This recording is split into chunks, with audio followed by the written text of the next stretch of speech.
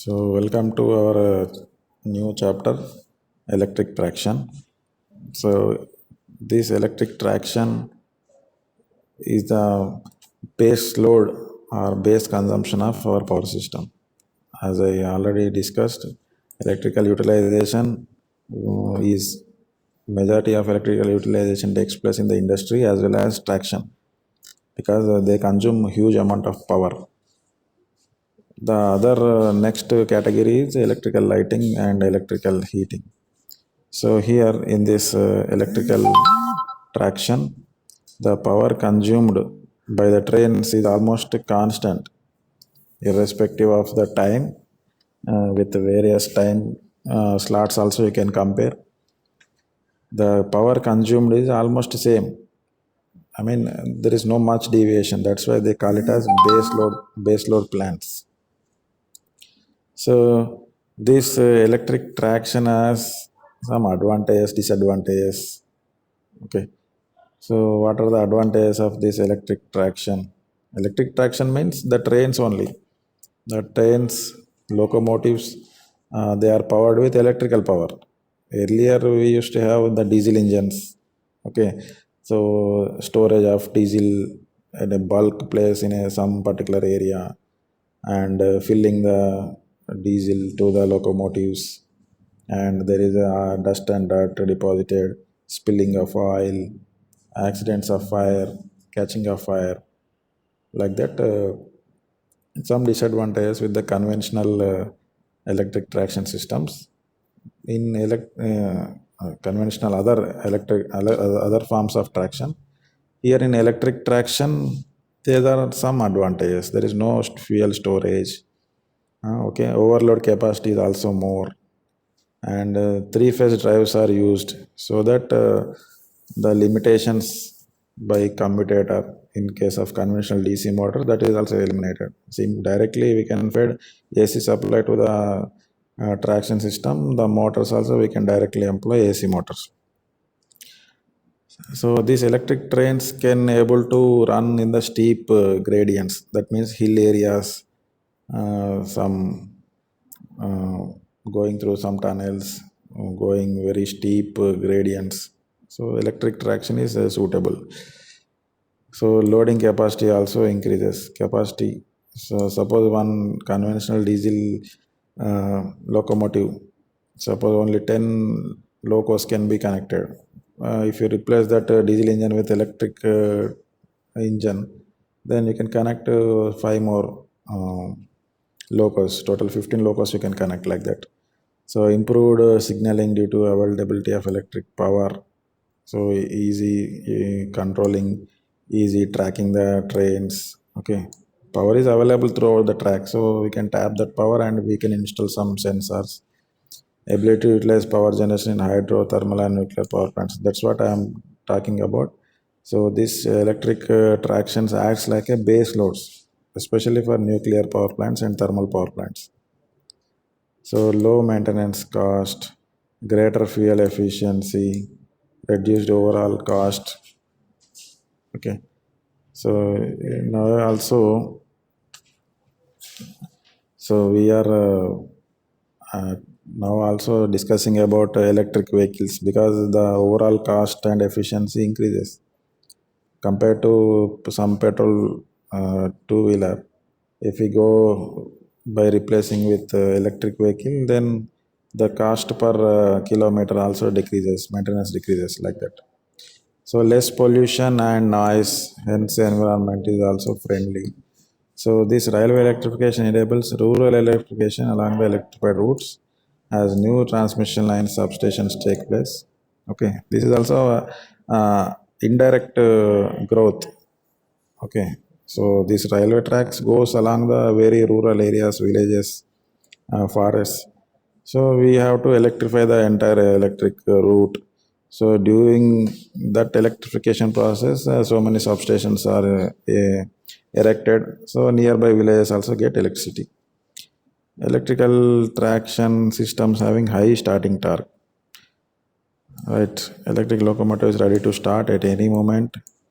whereas in other steam locomotives, diesel locomotives also start immediately, but it takes some time. Steam locomotives takes at least 2 hours to start. And the important advantage of electric traction is regenerative braking is possible along the traction. Regenerative means so we can apply electrical braking. So motor acts like a generator. When the train is moving, we cut the supply. Still the train possessing some kinetic energy. Train is moving, still moving. So we will reverse the polarities of a motor or change the field directions such that kinetic energy stored inside the train acts like a mechanical input to the generator. Then power generation takes place. That power can be fed back to the supply. That is regenerative braking. So with the help of this, the maintenance of brake, shoes, wheels, tires, these are also reduces. So this is the biggest advantage of this regenerative braking. Similarly, some disadvantages. So what are the disadvantages? The high initial cost, capital cost. That means the cost required to get electrified, that is also more. Traction is tied up to electrified routes only. Suppose there is no electrified route, then this electric loco cannot go. In case of some accidents, some problems, electricity gets failed, then also we have to employ again non-electric locos for support. In case of power failures, that cause severe problems. Okay, so during accidents, even though electrified track is failed, so we need to rely on other forms of locos, that is diesel loco. As power tariff changes, the traction cost also changes. That all depends upon the power generating company. It can also lead to, with interference with the communication lines. Okay, along that electric line, if at all any communication lines are also running through that parallel line, so we may experience some deviation like that. So these are some history. The first electrification track, that is 1925 to 32, something like this. Just to go through some 25 kV 58 just started. That is from Bombay to Calcutta. Okay, underground metro trail started with 600 volts DC 1996 Calcutta. So present day we are using 25K AC system. This is widely used across the country. So apart from this history, this electrification for a track that consists of these different types of systems. That is a pure DC system, pure AC system, that is single phase AC system, three phase AC system, and composite single phase to three phase conversion system or single phase to DC conversion system. These are the four categories of supplies can be given to the electric traction. In case of DC system, we have to give a DC supply. What is traction? So there is an electric train. Okay, electric train. This is electric track. So over the overhead of this electric train, there is a power conductor. So we will take the power over the head of this loco. Okay, so as the train is moving, during the moment only it collects the supply. So as the train is moving, it also there is a contactor over the loco that will collect the electricity. So this is a system. So what is the source? This may be a DC source. Okay, this may be a AC source. Okay, in a single phase, single wire will be there. In a three phase, we used to have three wires. This is a old system, three phase system. But presently we are using a single phase to three phase converter or single phase AC to DC, because only one wire is to be connected uh, over the track. Okay, but these are all different types of systems are available. So coming to DC system, DC series motors are used because these series motors only could able to generate heavy torques. Huge amount of torques can be generated. Sometimes in trolleys, tramways, compound motors can also be used. So these are operated about 600 volts DC for tramways and trolleys. For suburban trains, the operating voltage is 1500 volts to 3000 volts.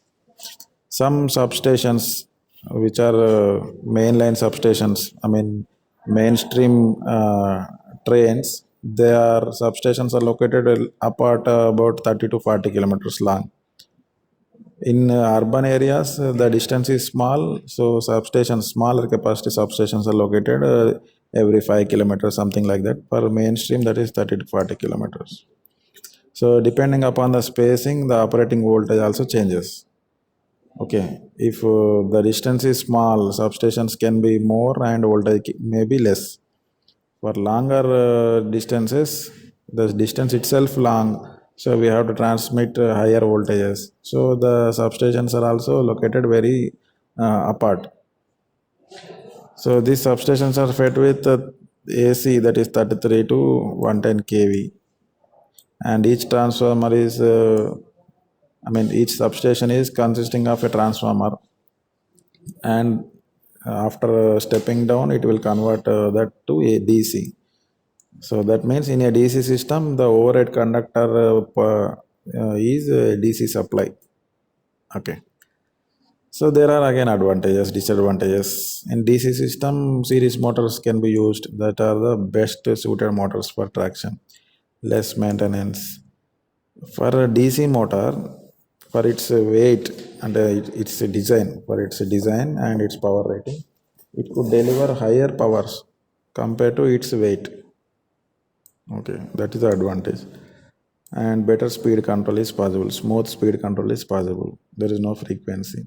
Efficient regenerative braking is possible because simply we are changing the polarity of flux without changing the armature polarity because heavy current flows through the armature. So we do not change the armature, only change the polarity of field. Then regenerative braking is possible.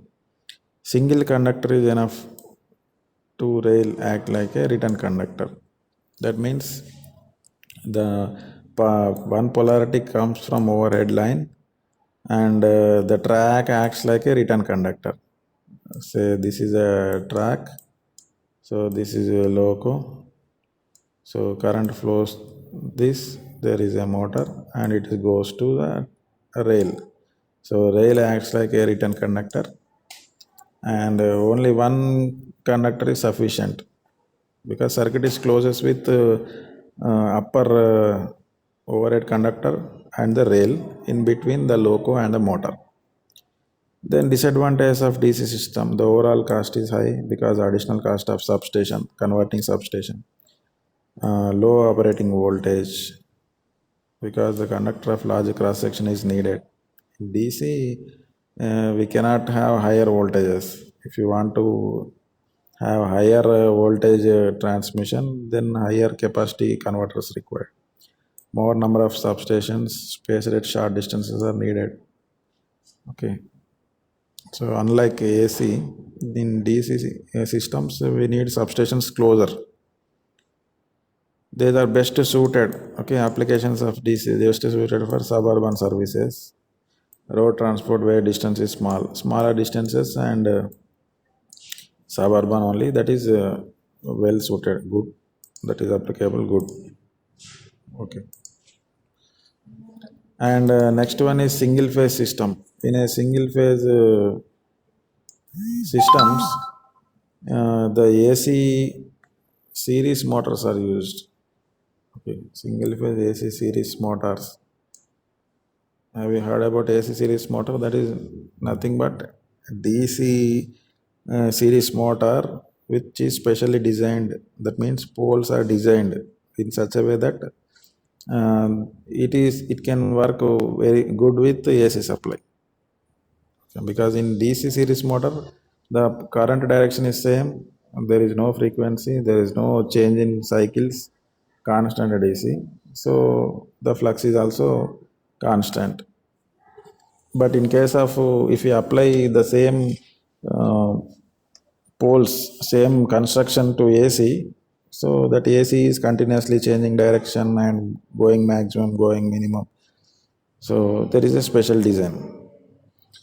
So this AC motor single phase at the range of 400 volts, 25 heads. Okay, but nowadays we are using 16.23. The as the frequency is less, the reactive drop of the transmission line also less, power factor also improved, voltage drop is also less. That is the main reason why we are going lesser frequencies to improve the power factor, to reduce the voltage drop.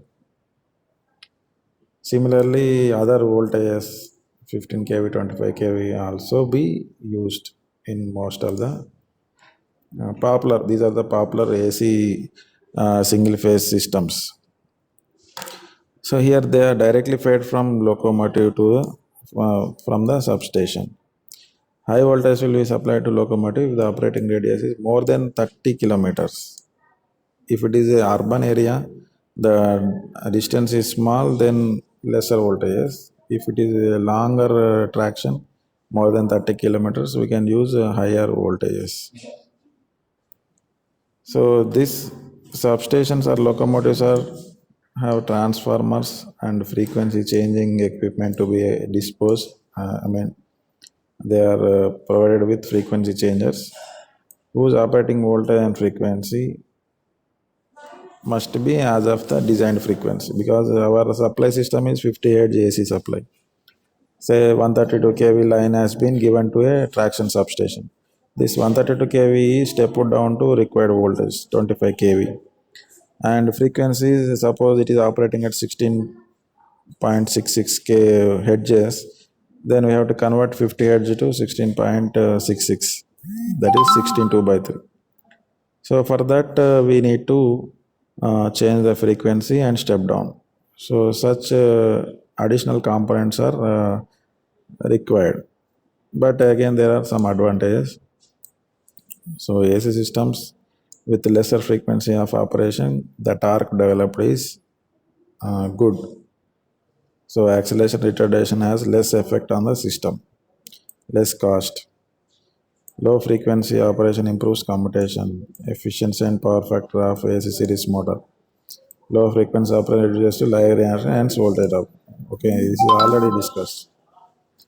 These are applicable to mainline services and suburban railways. What is suburban? Urban means within the city. Suburban means just next to the city. Okay. Mainline services means longer services, like a train going from Hyderabad to Delhi, Hyderabad to Visakhapatnam, something like that. That is mainline, larger distances. Okay. Similarly, three-phase systems. In three-phase system, the conductors, overhead conductors are not one, that is three. Say one, two, three. So this is locomotive. So it has to carry current from three phases. So this is a track. For three-phase system, there is no return conductor required. But this erection of three conductors is costly. Sit now. Three-phase motors are used about 16 2 by 3. Two wire conductors used as a track, as a third as a conductor. This is another method. So in this two conductors are only used. So line voltage between the two conductors, and rail acts like a return conductor. So if you use rail as another conductor, third conductor, then these overhead conductors are only two. If you don't use a line as a return conductor, then overhead conductors are three. So here we are thinking that one conductor is extra, but the cost is more. Even though erection of two conductors, overhead conductor, that is very costly. So here two trolley wires per track necessary. Line voltage of distribution system has to be limited to values based upon highest voltage. Three-phase induction motors have to be built moderately at high voltage. That means we have to design two phases are only be given to given to the system, only two phases. That motor, which is a three-phase operated motor, inside that the voltage, two-phase voltage may be converted to three phases, then motor will run. So during this conversion, the rail conductors acts like a return conductor. Okay. The substation receives power at high voltage where it is stepped down and converted to desired frequency. Okay, again the substations, traction substations, the voltage is stepped down and the frequency is also changed. So where we use, what is the advantage of this AC three-wire system? Three-phase induction motors are simple, robust and efficient with low cost generation. Okay, three-phase motors are costly. In point of view of motors and easy operation, this AC three-phase system is good. But two overhead conductors, one rail as a return conductor, this is very disadvantage, difficult to collect from the overhead conductors. These induction motors have less starting torque, high starting current, difficult speed control. So these are some drawbacks. So this AC three-wire system is best suited for traction in hill areas. AC single phase single wire is used in suburban areas, mainline services. So this type of systems in hill areas, that means limited application. This is not used in wide category. Next one is composite system. Composite system means a combination of these two, AC and DC. So first category is single phase to three phase system, that is also called as Kondo system. So remember this name, Kondo system means conversion AC to single phase AC to three phase AC. So inside the locomotive, so there is a converter, so that is convert single phase to three phase supply, as well as phase converter. That means we know that three phase system, there is a phase displacement between the two phases, 120 degrees electrical. So like that there is a phase converter. So that phase converter will convert the single phase to three phase. So inside the loco there is a power electronic based inverter circuits. That means first AC supply, single phase AC converted to DC, then DC is converted to three phase AC, such type of arrangement. Then frequency of operation is about 10 hertz, that is very less from the source, that is 50 hertz supply. Because of this low frequency, these three phase motors can develop high starting torques. As the frequency is less, the synchronous speed is less, then torque produced is more. If speed is more, then torque is less. Speed control can be obtained by varying the supply frequency. You cannot control the speed with the help of voltage, because that is very difficult, because load is more. So for control of a speed we use frequency control. For that again we use combination of this